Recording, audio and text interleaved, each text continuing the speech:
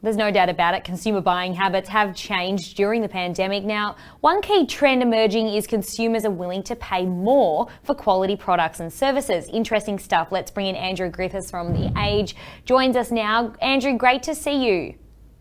Great to be here. Good to talk about that. A little bit of a serious topic after listening, a serious topic on top of a serious topic, I guess, after watching about the riots and things. Oh, absolutely. Some hectic times here in Melbourne at the moment, on top of the earthquake that we had yesterday as well. Andrew, what is all this? What is this trend all about? Where is this coming from, do you think, in regards to consumer buying trends?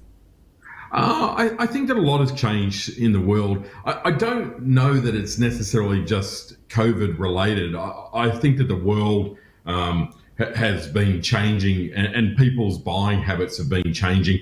Things like COVID have probably sped that up a little bit more than anything else. So one of the trend that I write about in my new book is someone's got to be the most expensive, it may as well be you, is this concept of people are more prepared to pay for things. There's a bigger increase in this idea of value and understanding that you get what you pay for. And a lot of businesses in turn now are starting to realize that just being price driven is a pretty hard place to do business. Because if you're price driven, you don't have loyal customers. There's no, you build a less resilient kind of business. There's all issues related around that.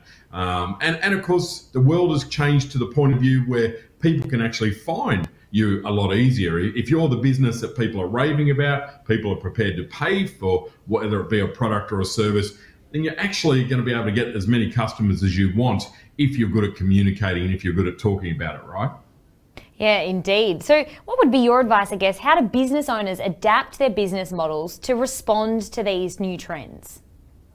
I think there's a few things there, Tiff. I think don't be afraid of charging what you're worth. And one of the things that I do come across a lot in business, and I've been doing this around the world for 20 odd years now with writing books and talking to business owners in every part of the planet, is that the differentiation and the opportunity is that rather than being, trying to attract customers based purely on price and being at that cheaper end of town, there has never been a better time to actually go the other way and to become the most expensive at what you do. So the challenge, of course, is you can't just put up your prices. You can't just double your prices and still offer the same thing.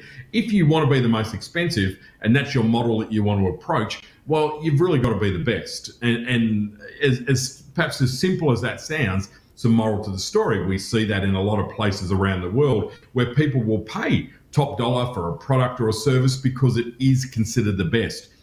And the point that I like to make here is if you want to at least be charging what you're worth, there are probably different elements or different aspects to your business that need to evolve as well. Your customer service, creating experiences, not just transactions, but become better at storytelling, telling the story of your business, of your products, of your services, of your people. All of those kind of things start to come into play.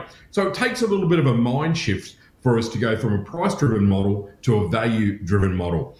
But the payoff, of course, for that is that you build a much more resilient business that is far more likely to survive during times like now, during GFCs, during whatever else, whatever the next challenge is, you're far better able to survive that. So it's an alternative way of thinking about doing business and a better model.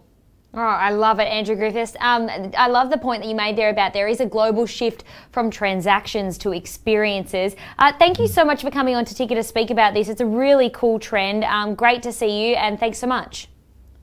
Always a pleasure to come on, Ticker. Thank you so much for having me.